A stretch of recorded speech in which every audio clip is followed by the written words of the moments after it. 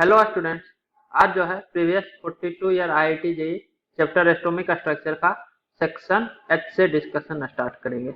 इसमें question number 6 है।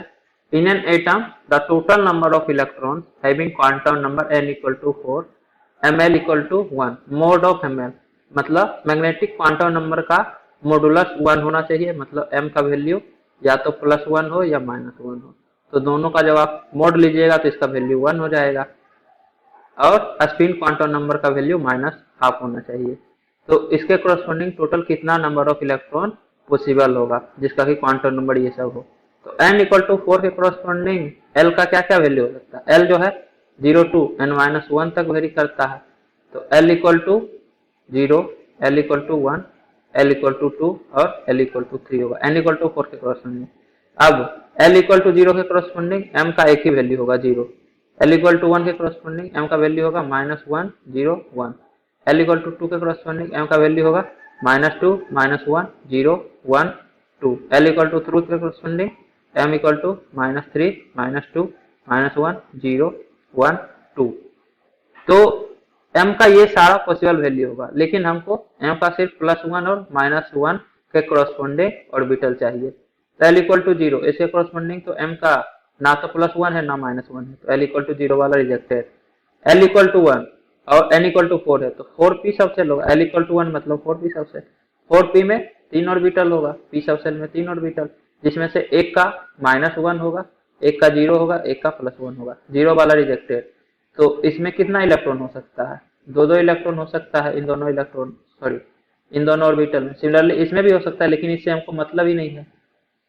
अब इन दो इलेक्ट्रॉन में एक का स्पिन -12, दूसरे का +12, -12 ये हाई स्पिन जो है +12 होगा, ये वाला -12 होगा। तो हमको -12 स्पिन वाला चाहिए, तो एक इलेक्ट्रॉन और ये एक इलेक्ट्रॉन। तो l इक्वल टू 1 के करस्पॉन्डिंग 2 इलेक्ट्रॉन आएगा जिसका कि स्पिन -12 है। तो n equal to 4, l equal to 1, इसके कोरस्पॉन्डिंग 3 ऑर्बिटल होगा, जिसमें से 2 ऑर्बिटल जिसका कि +1 और -1 m का वैल्यू होगा, और उसके कोरस्पॉन्डिंग 2 इलेक्ट्रॉन आएगा। सिमिलरली l इक्वल टू 2, इसके कोरस्पॉन्डिंग 5 ऑर्बिटल होगा, लेकिन -1 और 1 वाला ही हमको चाहिए।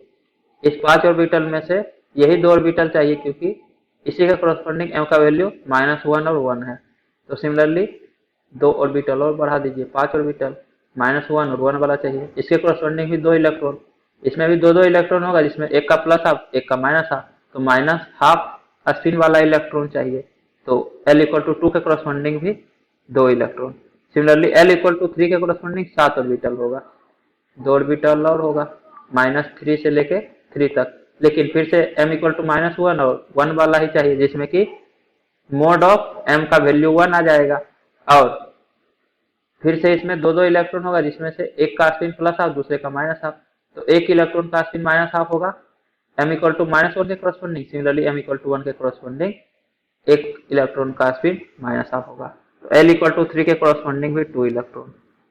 तो टोटल 6 इलेक्ट्रॉन होगा, जिसका कि प्रिंसिपल क्वांटम नंबर 4 हो, magnitude of magnetic quantum number 1 हो, और स्पिन क्वांटम नंबर का वैल्यू -12 हो। आंसर आपका 6 हो जाएगा।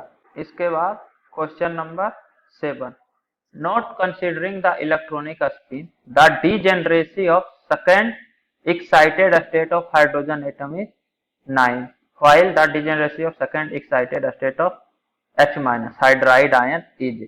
तो यहाँ पे अगर आप देखें तो आपको एक हिंट दे रहा है कि सेकंड एक्साइटेड स्टेट में टोटल 9 डीजेनरेसी है, मतलब 9 ऑर्बिटल है जिसका की एनर्जी सेम होगा।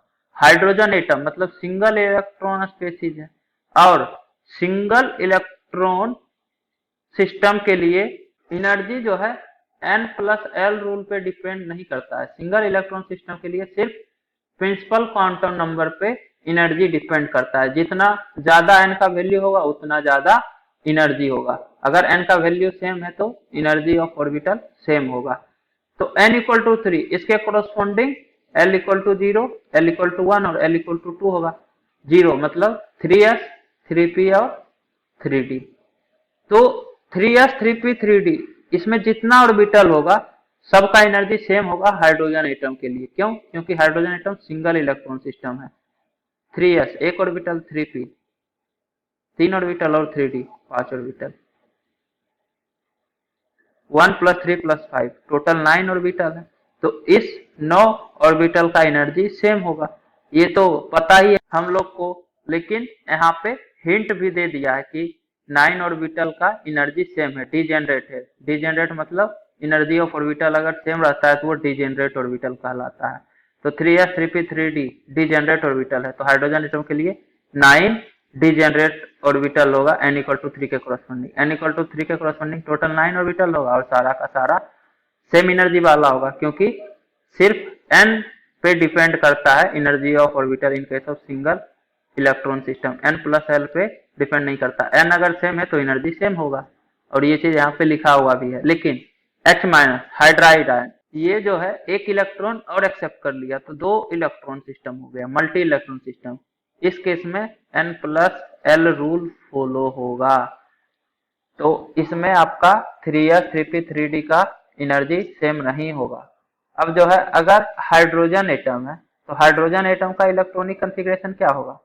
हाइड्रोजन और H- hydride ion.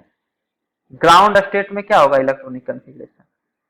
Hydrogen atom के पास 1 इलेक्ट्रॉन होता है, हाइड्राइड आयन के पास 2 इलेक्ट्रॉन होता है। तो ग्राउंड स्टेट इलेक्ट्रॉनिक कॉन्फ़िगरेशन होगा 1s1 और इसमें 2 इलेक्ट्रॉन तो 1s2। First excited state, first excited state तो इलेक्ट्रॉन को इससे हायर ऑर्बिट में एक्साइट करवाना है, तो 1s के बाद 2s आएगा हायर ऑर्बिट, 2s1। इसमें ध्यान रखिए कि 2s1 या 2p1 भी हो सकता है, क्योंकि 2s 2p इन सभी का एनर्जी सेम ही होगा, n = 2। तो किसी भी ऑर्बिट में एक्साइट हो जाएगा, 2s रहे 2p रहे कोई फर्क नहीं पड़ता है। लेकिन हाइड्राइड आयन ये तो मल्टी इलेक्ट्रॉन है, तो हायर ऑर्बिट में एक्साइट करवाना है तो एक इलेक्ट्रॉन को एक्साइट करवा दीजिए, तो 1s से 2s में चला जाएगा। इसके बाद फर्स्ट के बाद सेकेंड एक्साइटेड स्टेट, तो अब सेकेंड एक्साइटेड स्टेट में तो इससे हायर एनर्जी वाले ऑर्बिट में एक्साइट करवाना पड़ेगा, तो 2p में नहीं जाएगा, क्योंकि 2p और 2s का एनर्जी तो सेम ही होता है। तो थर्ड सेल में जाएगा, 3s या 3p या 3d किसी में भी, क्योंकि यहाँ पे दिया हुआ भी है कि थर्ड सेल में सब डिजेनरेट है, तो किसी में भेज दीजिए, 3s1 या 3p1 3d1 कुछ भी, कोई दिक्कत नहीं है, सब डिजेनरेट ऑर्बिटल है। नेक्स्ट इसके बाद हाइड्राइड आयन, तो हाइड्राइड में n + l रूल ही फॉलो होगा, n + l रूल। तो 2s के बाद 2p होता है, मल्टी इलेक्ट्रॉन सिस्टम है ना, 2 इलेक्ट्रॉन है इसलिए। तो ये 2s1 से हायर ऑर्बिट 2p1 में जाएगा, हायर एनर्जी वाले ऑर्बिट में, तो आपका इलेक्ट्रॉनिक कॉन्फ़िगरेशन हो जाएगा 1s1 2p1। अब s ये तो एक ही ऑर्बिटल होता है, तो इसका क्या ही कंपैरिजन कीजिएगा डिजेनरेसी का। 2p p में 3 ऑर्बिटल आता है और ये तीनों डिजेनरेट होता है, मल्टी इलेक्ट्रॉन में p सब सेल के कोरस्पोंडिंग जितना ऑर्बिटल होता है सब सेम एनर्जी वाला होगा। सिमिलरली डी ऑर्बिटल के सॉरी डी सब सेल के कोरस्पोंडिंग जो डी ऑर्बिटल आएगा, 5 डी ऑर्बिटल आता है ना डी सब सेल के कोरस्पोंडिंग, m = -2 वाला -1 वाला 0, तो ये सब डिजेनरेट होता है। तो 2p वाला जितना ऑर्बिटल होगा ये तीनों डिजेनरेट होगा, तो 3 डिजेनरेट ऑर्बिटल होगा second excited state of hydride ion के कोरस्पोंडिंग। सेकेंड एक्साइटेड स्टेट मतलब थर्ड स्टेट के कोरस्पोंडिंग। थर्ड स्टेट आपका ये 2p है, n = 3 नहीं होगा इस केस में, मल्टी इलेक्ट्रॉन में 1s के बाद 2s फिर 2p आता है, यही third excited state sorry second excited state होगा। जबकि हाइड्रोजन एटम के corresponding second excited state n = 3 के कोरस्पोंडिंग आएगा, 3s रहे 3p रहे 3d रहे, ये सभी का एनर्जी सेम है, डिजेनरेट है, तो ये सभी सेकेंड एक्साइटेड स्टेट कहलाएगा सिंगल इलेक्ट्रॉन सिस्टम के लिए। लेकिन मल्टी इलेक्ट्रॉन सिस्टम का अलग रूल है, तो ये कंफ्यूज नहीं होना है। H- में n + l रूल फॉलो होगा, जबकि हाइड्रोजन एटम में n + l रूल फॉलो नहीं होगा, क्योंकि ये सिंगल इलेक्ट्रॉन सिस्टम रहता है। इसके बाद नेक्स्ट क्वेश्चन है, a closed vessel with rigid wall contains 1 mole of uranium and 1 mole of air at 298 Kelvin. Considering completely decay of uranium to lead, the ratio of final pressure to the initial pressure of the system at 298 Kelvin is। तो यहाँ पे जो है एक container में uranium 238 दिया हुआ है और साथ में 1 मोल एयर है इसी कंटेनर में। अब यूरेनियम 238 का डीके होता है तो लीड बनता है, साथ में अल्फा पार्ट की लिमिट होगा, तो अल्फा पार्टिकल आपका हीलियम आयन होता है, मतलब गैस है। तो डीके होने के बाद number of mole of gas बढ़ जाएगा। इनिशियली तो 1 मोल है, लेकिन finally number of mole of air plus number of mole of helium, तो final number of mole of gas बढ़ जाएगा तो प्रेशर भी बढ़ जाएगा, क्योंकि वॉल्यूम कांस्टेंट है और टेम्परेचर भी कांस्टेंट है।